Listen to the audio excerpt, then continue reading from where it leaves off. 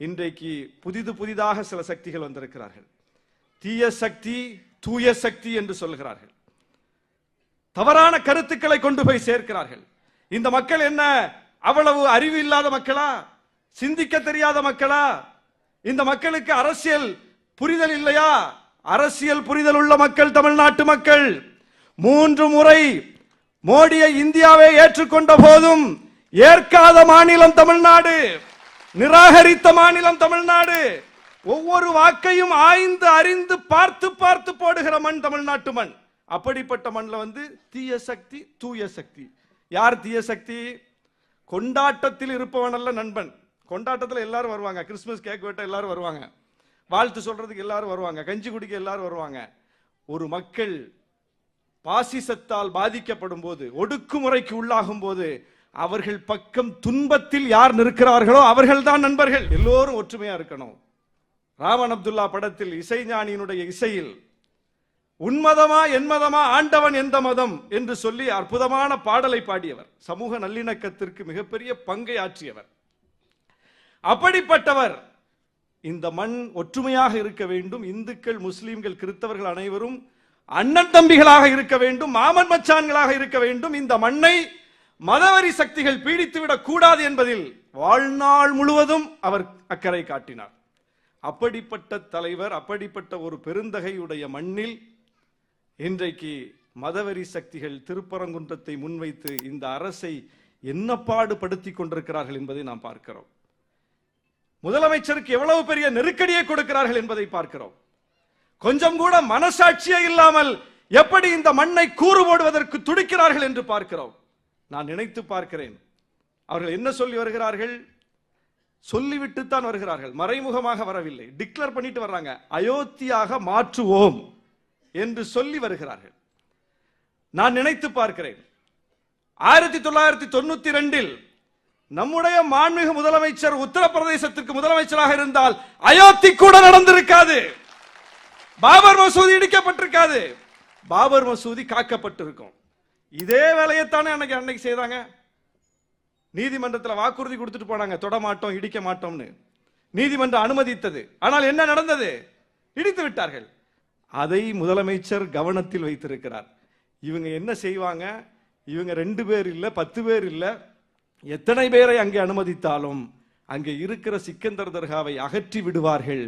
அது இந்த மண்ணில் ஒரு தீராத களங்கத்தை கொண்டு வந்து சேர்த்து விடும். எனவே யாரு சொன்னாலும் சரி, இதுதான் என்னுடைய ஸ்டாண்ட், இதுதான் இந்த அரசின் நிலைப்பாடு. இந்து மக்களின் நம்பிக்கையும் காப்பாற்ற வேண்டும். காலம் காலமாக ஏற்றப்பட்டு வந்த இடத்தில் அறநிலைத்துறை அமைச்சர் இருக்கிறார். 4000 கோயில்களுக்கு குடமுழுக்கு நடத்தி வச்சிருக்கிறார். எத்தனை? 1 கோயில் 2 கோயில் அல்ல, 4000 திருக்கோயில்களுக்கு. சட்டமன்றத்தில் எழும்பி துணை கேள்வி கேட்டா கூட ஒரு கோயிலை பற்றி வரலாறை சொல்லுவார். யாருக்கு பாடம் எடுக்கிறீங்க? சங்கிகள் யாருக்கு பாடம் எடுக்கிறீர்கள் கோயிலை பற்றி? திராவிட இயக்கம் சமயப்படிகளையும் மிக சிறப்பாக செய்து கொண்டிருக்கிறது. இந்து மக்களின் நம்பிக்கைகள் அவ்வளவு சிறப்பாக காக்கப்படுகிறது இந்த ஆட்சியில். அப்படிப்பட்ட ஒரு ஆட்சியில காலம் காலமாக எல்லா முதலமைச்சர்கள் காலத்திலும், ஏன் இதற்கு இன்றைக்கு பிஜேபிக்கு ஆதரவாக குரல் கொடுத்திருக்கிற எதிர்க்கட்சி தலைவர் எடப்பாடி பழனிசாமி அவர் ஆட்சி காலத்திலும் கூட எந்த இடத்தில் தீபம் ஏற்றப்பட்டதோ அந்த இடத்தில் நம்முடைய மாண்புமிகு முதலமைச்சர் ஆட்சி காலத்திலும் ஏற்றப்பட்டு விட்டது. அந்த நம்பிக்கையும் காப்பாற்றி விட்டார் முதலமைச்சர். சந்தனக்கூடு வருகிறது, மேல போய் சந்தனக்கூட நடத்தணும், இவ்வளவு சென்சிட்டிவா ஆக்கி வச்சிருக்காங்க களத்துல. ஆனாலும் எப்போதும் எப்படி சந்தனக்கூடு நடக்குமோ அப்படியே இந்த ஆண்டும் நடந்தது. 2 நம்பிக்கையும் காப்பாற்றி இருக்கிறார் முதலமைச்சர். இதுதான் பிரச்சனை சங்கிகளுக்கு. அவர்கள் பிரச்சனை செய்ய வேண்டும் என்று நினைக்கிறார்கள். இந்த மண்ணை கலவரக்காடாக மாற்ற வேண்டும் என்று நினைக்கிறார்கள். அதற்கு அனுமதி கொடுக்காமல், கொஞ்சம் கூட இடம் கொடுக்காமல், மக்கள் மன்றத்திலும் நீதிமன்றத்திலும் சட்டமன்றத்திலும் அவர்களை முறியடிக்கிற வல்லமை பெற்ற ஒரு முதலமைச்சரை நாம் பெற்றிருக்கிறோம். அதனால் தான் இந்த மண் காக்கப்பட்டுக் கொண்டிருக்கிறது. இதுதான் இசைமுரசு நாகூர் அனிபாவுடைய கனவு. இந்த மண் காக்கப்பட வேண்டும், எல்லோரும் ஒற்றுமையா இருக்கணும், எல்லோருடைய நம்பிக்கையும் காப்பாற்றப்பட வேண்டும். இசைமுரசு நாகூர் அனிபா இஸ்லாமிய இறை கீதங்களை பாடியவர். ஆனால் திராவிட இயக்கத்தில் நீதி கட்சியில் பயணித்து, திராவிடர் கழகத்தில் பயணித்து நம்முடைய ஆசிரியர் அவர்களும் இசைமுரசு அவர்களும் 1945 ஒரே மேடையில் பாடி இருக்கிறார்கள். ஆசிரியரை பாட்டு பாடி இருக்கிறார். ஆசிரியர் எழுதி வச்சிருக்காங்க, அந்த வரலாற்று சுவடுகள் இருக்கு. அப்ப எந்த வயசு பாருங்க, ஆசிரியருக்கு அப்போது 13 வயது, இசைமுரசுக்கு 20 வயது. எப்பத்திலிருந்து இந்த பயணம் தொடங்கி இருக்கு? இறை ஏற்பு கொள்கை உடையவர் இசைமுரசு, இறை மறுப்பு கொள்கை உடையவர் ஆசிரியர். 2 பேரும் இணைந்து பயணித்திருக்கிறார்கள். அண்ணாவும் கலைஞரும் இணைந்து பயணித்திருக்கிறார்கள். அந்த வரலாற்றின் நீட்சிதான். இந்த மண்ணில் இறை நம்பிக்கை இருக்கலாம். அவர்கள் திராவிட இயக்கத்தில் பயணித்து திராவிட இயக்க தலைவர்களாக வரக்கூடிய அளவுக்கு இந்த மண் பக்குவம் பெற்ற மண். அப்படிப்பட்ட மண்ணில் பிரிவினைவாத விதைகளை ஊட்டுகிறார்கள் என்றால் அதை முறியடிக்க வேண்டிய பொறுப்பு நமக்கு இருக்கிறது.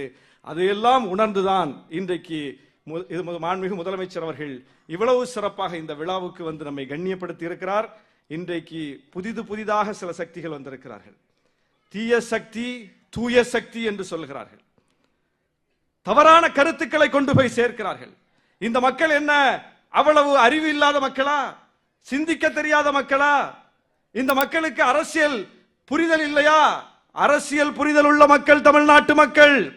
3 முறை மோடியை இந்தியாவை ஏற்றுக்கொண்ட போதும் ஏற்காத மாநிலம் தமிழ்நாடு, நிராகரித்த மாநிலம் தமிழ்நாடு. ஒவ்வொரு வாக்கையும் ஆய்ந்து அறிந்து பார்த்து பார்த்து போடுகிற மண் தமிழ்நாட்டு மண். அப்படிப்பட்ட மண்ணில் வந்து தீய சக்தி, தூய சக்தி. யார் தீய சக்தி? கொண்டாட்டத்தில் இருப்பவன் அல்ல நண்பன்.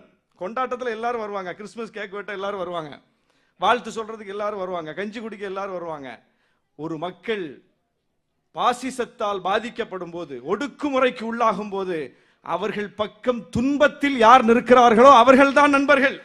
நம்முடைய மாண்பு முதலமைச்சர் சிஏஏ சட்டம் வந்த போது இந்த மக்களோடு நின்றார்.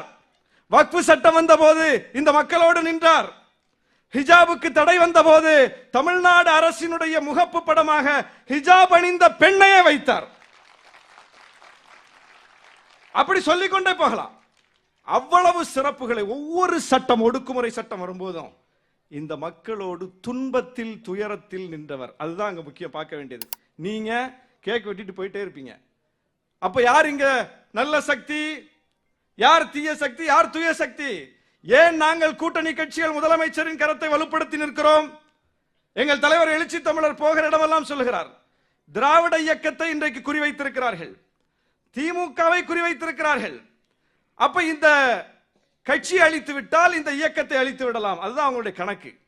எனவே திமுக ஆட்சிக்கு வர வேண்டியது முக்கியம், மிகப்பெரிய வலிமையோடு ஆட்சிக்கு மீண்டும் வர வேண்டியது முக்கியம். கூட்டணி கட்சிகள் இந்த கருத்தை எல்லாம் புரிந்து கொண்டு களத்தில் நிற்கிறோம், கரத்தை வலுப்படுத்தி நிற்கிறோம். எனவே இசைமுரசு அவருடைய கனவு சமூக நல்லிணக்கத்தை காப்பாற்றுகிற கனவு, சமுதாய ஒற்றுமையை காப்பாற்றுகிற கனவு, மொழி உரிமையை காப்பாற்றுகிற அவருடைய போராட்டம், மாநில சுயாட்சிக்கான அவருடைய குரல், திராவிட இயக்கத்தை வளர்த்தெடுப்பதற்கான அவருடைய குரல், எல்லாவற்றையும் இணைத்து இன்றைக்கு ஆட்சி அதிகாரத்தில் அமர்ந்து கொண்டு காப்பாற்றிக் கொண்டிருப்பவர் நம்முடைய முதலமைச்சர். எனவே இசைமுரசு அவர்களுக்கு விழா எடுக்க தகுதி படைத்தவர் முதலமைச்சர் என்ற அடிப்படையில் இவ்வளவு சிறப்புகளை செய்த மாண்புமிகு முதலமைச்சர் அவர்களுக்கு எங்களுடைய நெஞ்சார்ந்த நன்றியை தெரிவித்து விடைபெறுகிறேன். நன்றி, வணக்கம்.